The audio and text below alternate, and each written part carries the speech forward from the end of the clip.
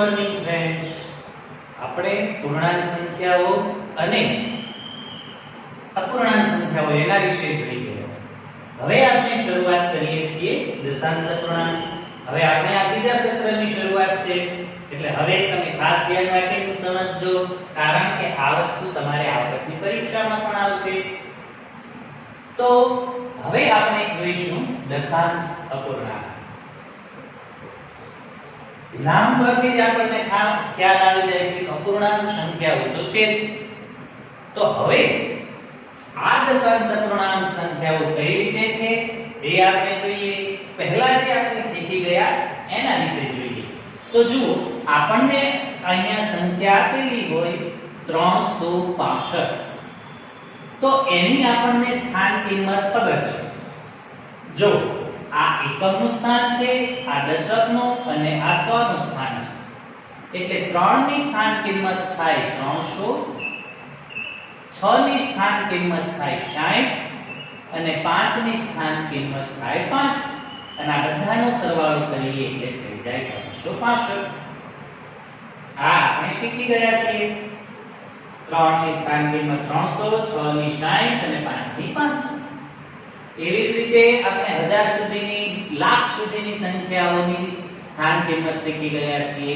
માની લો કે તમને આપેલું હોય 2476. તો એની અંદર એકમ, દશક, સો અને હજાર બેની સ્થાન કિંમત છે 2000 વત્તા 4 ની સ્થાન કિંમત છે 400 વત્તા 7 ની સ્થાન કિંમત છે 70 અને 6 ની સ્થાન કિંમત છે 6. આ બધાનો સરવાળો કરીએ એટલે થઈ જાય 2476. વિદ્યાર્થી મિત્રો, આ તો આપણે શીખી ગયા છે. હવે આપણે જે શીખવાનું છે એ દશાંશ સંખ્યાઓ, દશાંશ અપૂર્ણાંકની સ્થાન કિંમત. તો દશાંશ અપૂર્ણાંક એટલે શું? તો અપૂર્ણાંક વિશે આપણે આગળના પ્રકરણમાં શીખી ગયા. અહીંયા આપણે શીખીશું દશાંશ અપૂર્ણાંક.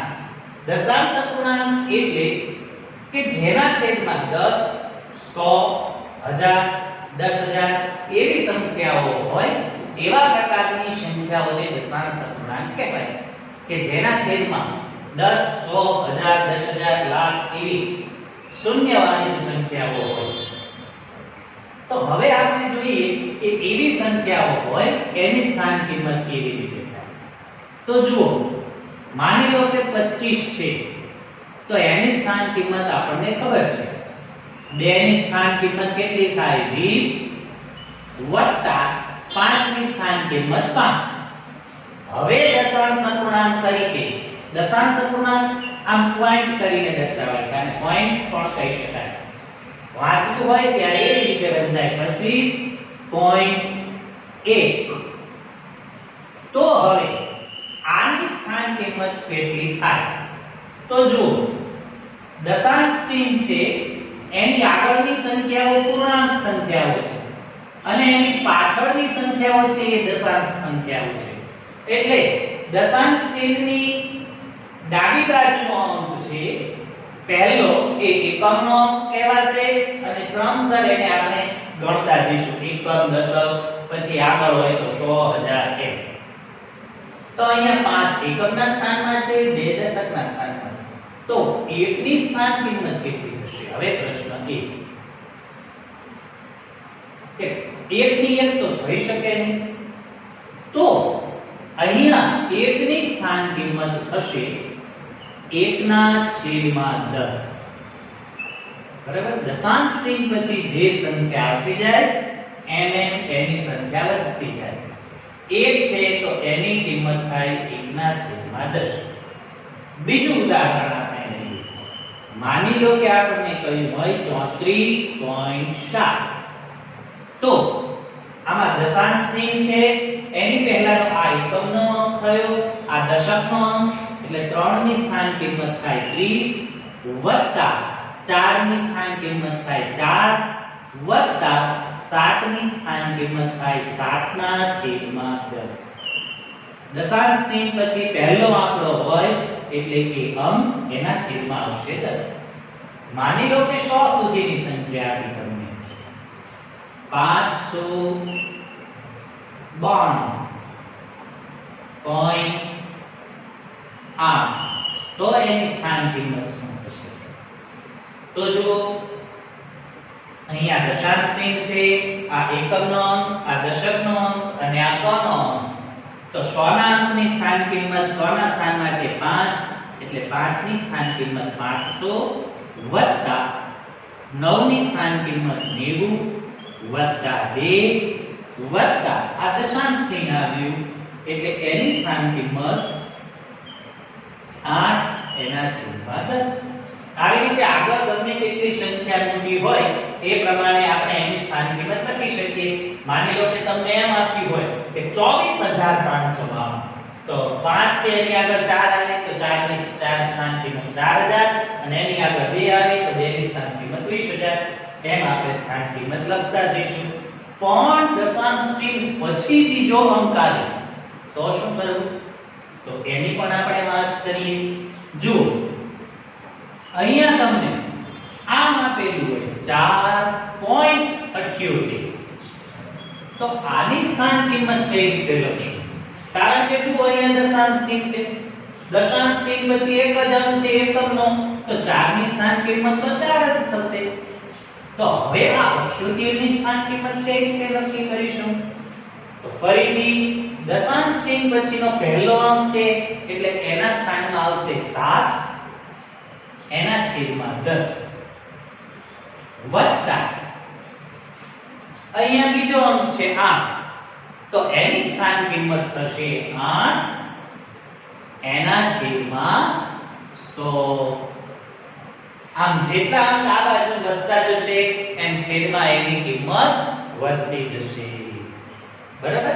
એટલે વિદ્યાર્થી મિત્રો આ રીતે આપણે દશાંશ અપૂર્ણાંકની સ્થાન કિંમત જોઈ શકીએ છીએ અને આને બોલવું હોય તો આપણે એમ કહી શકીએ 4.78. બરાબર?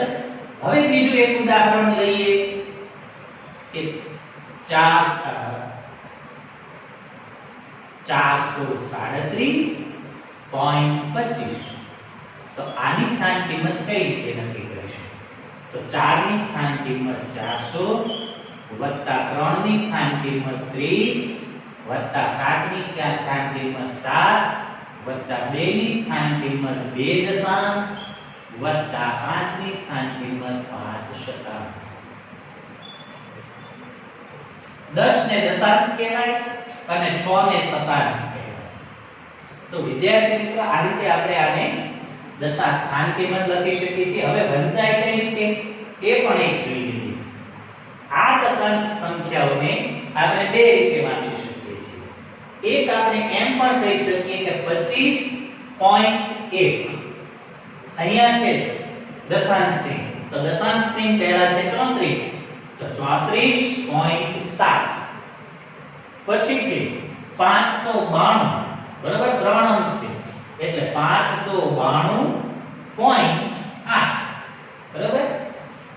અહીંયા છે 2 અંક તો દશાંશ ચિહ્ન પહેલા છે 4.78 અહીંયા છે 437 તો 437.25 તો આ તો બધા સરખી રીતે જ બોલીએ છીએ. બે રીતે આપણે કહેતા હતા બે રીતે બોલી શકાય તો એ બધા આપણે એક રીતે બોલીએ.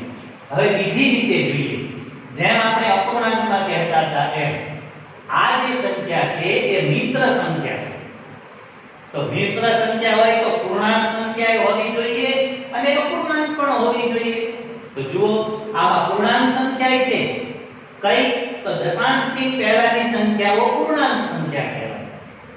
તો 25 પૂર્ણાંક અહીંયા છેદ તો છે નહીં તો જુઓ આપણે શીખી ગયા કે દશાંશ ચિહ્ન પછી એક અંક હોય તો છેદમાં કેટલા લખાય છે 10. તો આને શું વંચાય 25 પૂર્ણાંક 1 દશાંશ એમ પણ વાંચી શકીએ આપણે. જો અહીંયા 34.7 છે એને 34 પૂર્ણાંક 7 દશાંશ એમ પણ વાંચી શકીએ. અહીંયા 592.8 છે તો 592 પૂર્ણાંક 8 દશાંશ એમ પણ વાંચી શકીએ. એ જ રીતે હવે જોઈએ આપણે અહીંયા 4.78 છે તો દશાંશ ચિહ્ન પહેલાની સંખ્યા પૂર્ણાંક સંખ્યા એટલે કે 4 પૂર્ણાંક 78 એના છેદમાં મોટી સંખ્યા કઈ છે છેદમાં 100 તો એને કહેવાય 4 પૂર્ણાંક 78 શતાંશ. અહીંયા દશાંશ એક આંકડો હોય અને બે આંકડો હોય તો કહેવાય શતાંશ.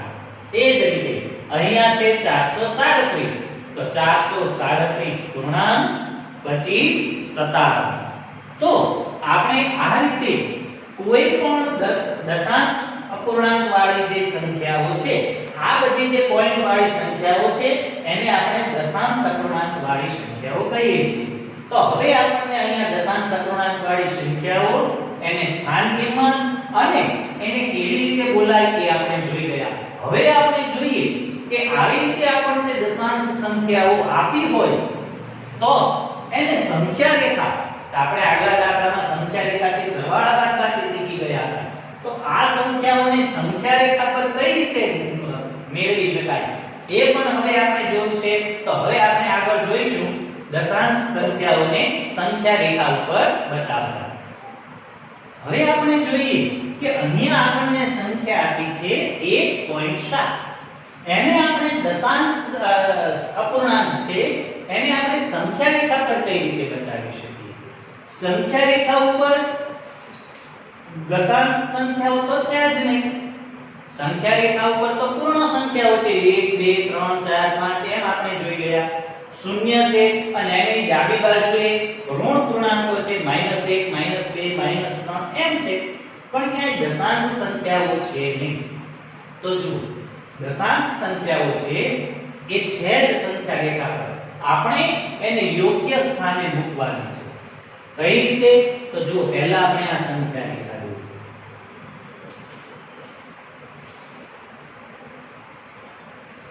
શૂન્ય,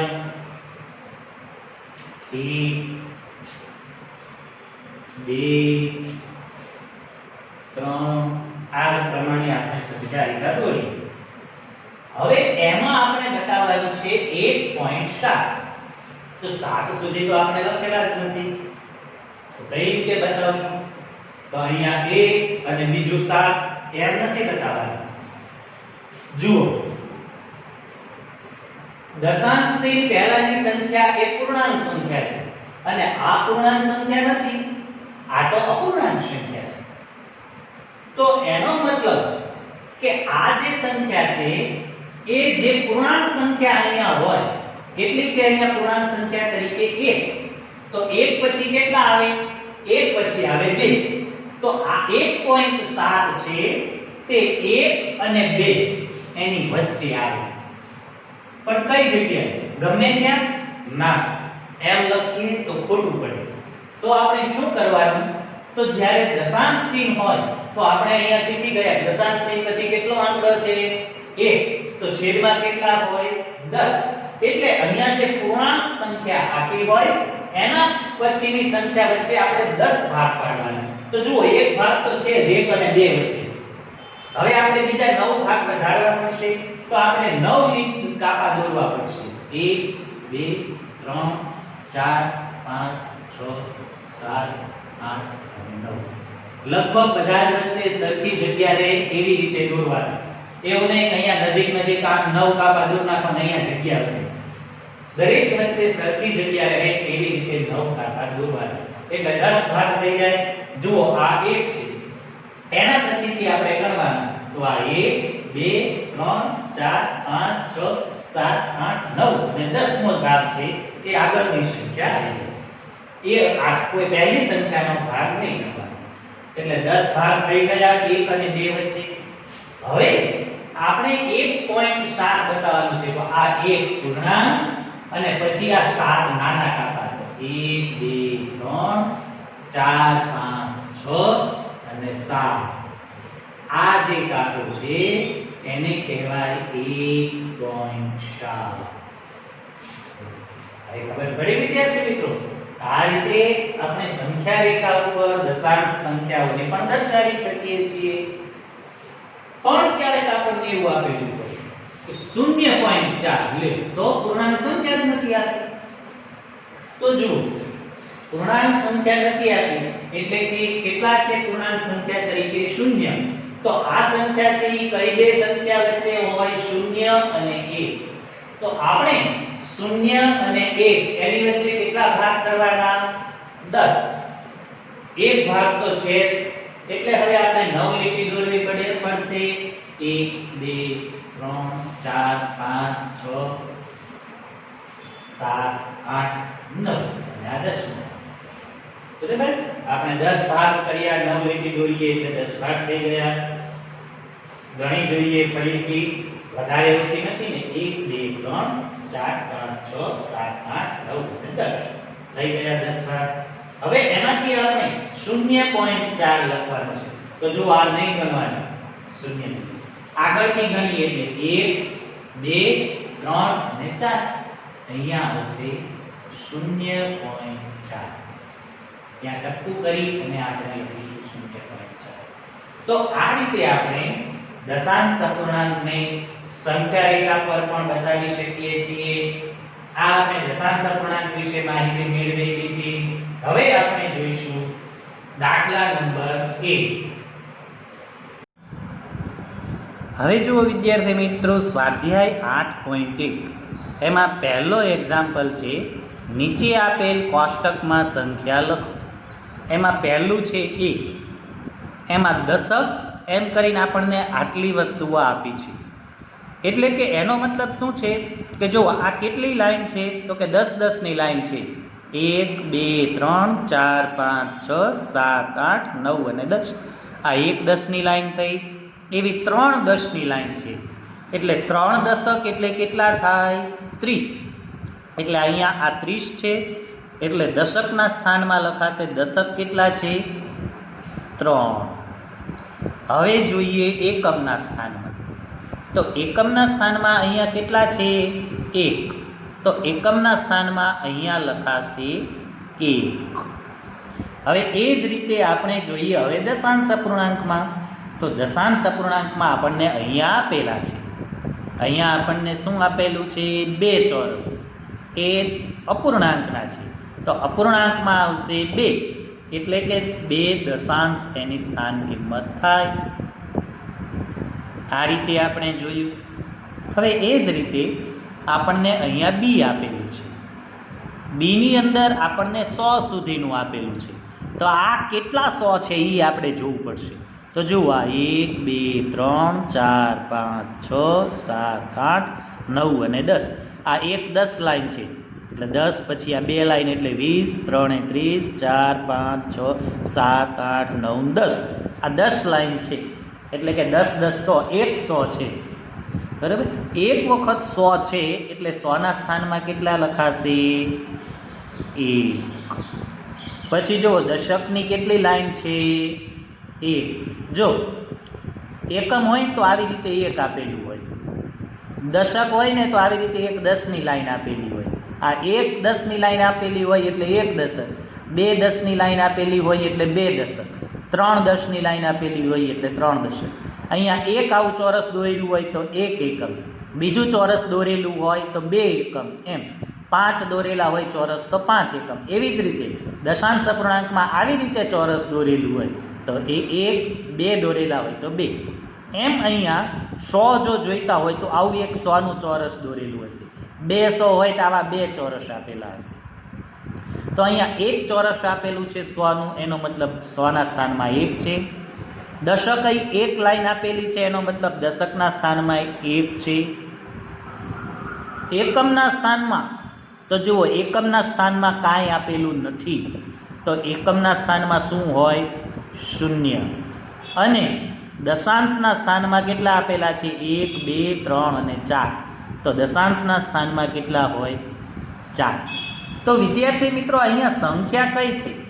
તો અહીંયા જો આપણે સંખ્યા લખવી હોય તો અહીંયા આપણે લખી શકીએ 31.2, એટલે કે 31.2 દશાંશ. એ જ રીતે આપણે અહીંયા જો સંખ્યા લખવી હોય તો 100 ના સ્થાનમાં 1, દશકના સ્થાનમાં 1, એકમના સ્થાનમાં 0, દશાંશ ચિહ્ન અને 4. એટલે આ સ્થાન કિંમત થાય 110.4, એટલે કે 110.4 દશાંશ. તો આ આપણે પહેલો દાખલો જોયો. હવે આપણે જોઈએ દાખલા નંબર 2. હવે જોઈએ એક્ઝામ્પલ 2. નીચેની દશાંશ સંખ્યાઓને સ્થાન કિંમતના કોષ્ટકમાં લખો. એમાં ચાર કિંમત આપણને આપેલી છે. a 19.4, b 0.3, c 10.6 અને d 205.9.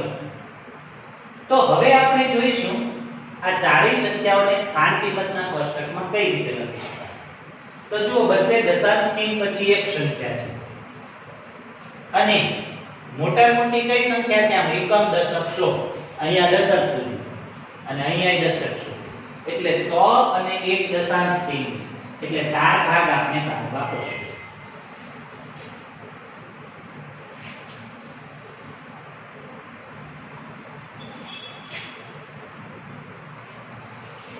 જો પહેલું સ્થાન સંખ્યાનું, જે સંખ્યા હોય એ લખીશું આપણે. પછી અહીંયા 100 નું સ્થાન, 1 અને 2 બિંદાઈને આપણે 100 કહીશું.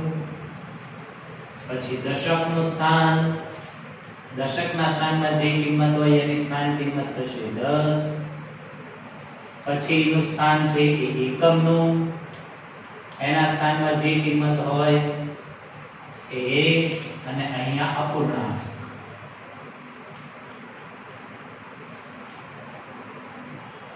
હવે પહેલી સંખ્યા આપણને છે 19.4, એટલે કે 19.4 દશાંશ. તો આને સ્થાન કિંમતના કોષ્ટકમાં કઈ રીતે લખશું? તો જુઓ, એકમ દશક સો, 100 ના સ્થાનમાં કાંઈ છે નહીં, તો કાંઈ નહીં લખીએ, ડેશ કરીશું અથવા તો શૂન્ય લખીશું. પછી દશકના સ્થાનમાં કેટલા છે? 1, તો દશકના સ્થાનમાં લખીશું 1.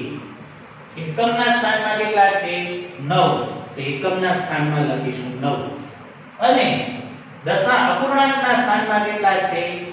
4, તો અહીંયા લખીશું 4. અને આની સ્થાન કિંમત 1/10.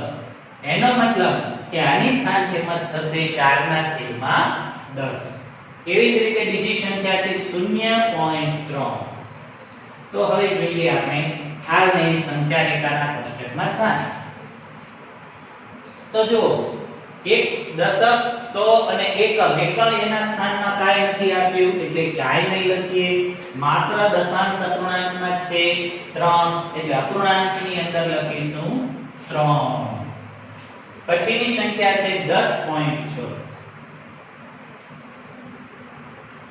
તો જુઓ, સંખ્યા રેખાના કોષ્ટકમાં આપણે અહીંયા લખીશું દશાંશ ચિહ્નના સ્થાનમાં છે a, દશકના સ્થાનમાં છે 1, 100 ના સ્થાનમાં કાંઈ નથી, એટલે 100 ના સ્થાનમાં કાંઈ નહીં. દશકના સ્થાનમાં 1, એકમના સ્થાનમાં 0 છે એટલે 0. દશાંશ ચિહ્ન પછી છે 6, એટલે દશાંશ ચિહ્નના સ્થાનમાં 6. પછી છેલ્લું છે 205.9. તો 100 ના સ્થાનમાં છે 2, તો આપણે 100 ના સ્થાનમાં લખીશું 2. દશકના સ્થાનમાં છે 0, તો દશકના સ્થાનમાં લખીશું 0. એકમના સ્થાનમાં છે 5, તો ત્યાં લખીશું 5. અને દશાંશ અપૂર્ણાંકના સ્થાનમાં છે 9, તો ત્યાં લખીશું 9.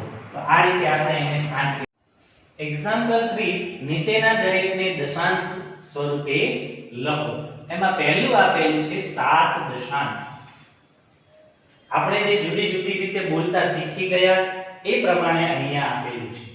પહેલું છે 7 દશાંશ, એટલે કે આગળ પૂર્ણાંક સંખ્યા કાંઈ નથી, સીધું કહ્યું 7 દશાંશ એટલે 7, એના છેદમાં દશાંશ એટલે 10. પછી બીજું છે 2 દશક અને 9 દશાંશ. હવે તમને ખબર છે 2 દશક એટલે કેટલા? તો કે 2 દશક એટલે 20. પછી એકમ આપણને કહ્યું નથી એટલે એકમ નહીં હોય. 2 દશક અને 9 દશાંશ કીધું, એટલે કે દશાંશ ચિહ્ન પછી પોઈન્ટ મૂકવો પડશે અને 9 દશાંશ, છેદમાં 10 લખવાની જરૂર નહીં. જુઓ, આવી જ રીતે આપણે લખ્યું 7 દશાંશ, પરંતુ જો આને દશાંશ અપૂર્ણાંક સ્વરૂપમાં કહેવાય નહીં, આને અપૂર્ણાંક સ્વરૂપમાં કહેવાય. આને આપણે દશાંશ અપૂર્ણાંકના સ્વરૂપમાં લખવાનું છે. તો કઈ રીતે લખાશે? તો જો પૂર્ણાંક સંખ્યા આગળ આપી છે નથી, એટલે 0 પોઈન્ટ અને પછી 7, આને દશાંશ અપૂર્ણાંકમાં કહેવાય. બરાબર? એટલે પહેલું થશે 0.7, બીજું થશે 20.9. હવે ત્રીજું છે 14.6. તો આ લખવાની સરળતા 14.6. જ્યારે આપણને આવી રીતે અપૂર્ણાંક સ્વરૂપમાં લખેલું આપેલું હોય ત્યારે આપણને જોવું પડે. હવે ડી છે, એની અંદર આપણને કહ્યું છે 100, એટલે કે 100 અને 2 એકમ. દશક વચ્ચે કહ્યું જ નથી. 100 અને 2 એકમ, એટલે જો આમ આપણે વિચારી શકીએ 100 દશકના સ્થાનમાં કાંઈ નથી કીધું, એટલે 0 વત્તા 2. તો આ બધાનો સરવાળો કરીએ તો કેટલા થાય? 102. અને પછી દશાંશ ચિહ્ન પછી પણ કાંઈ આપેલું નથી કેટલા દશાંશ છે, એટલે દશાંશ ચિહ્ન પછી સંખ્યા હશે નહીં. એટલા માટે અહીંયા આપણે એમ લખી શકીએ 102.0 અથવા તો ખાલી 102 લખો તો પણ ચાલે. અને છેલ્લું છે 600.8. 600 પૂરાક કયું છે? એટલે 600.8. તો આ રીતે આપણે કોઈ પણ સંખ્યાને દશાંશ અપૂર્ણાંક સ્વરૂપમાં લખીએ છીએ.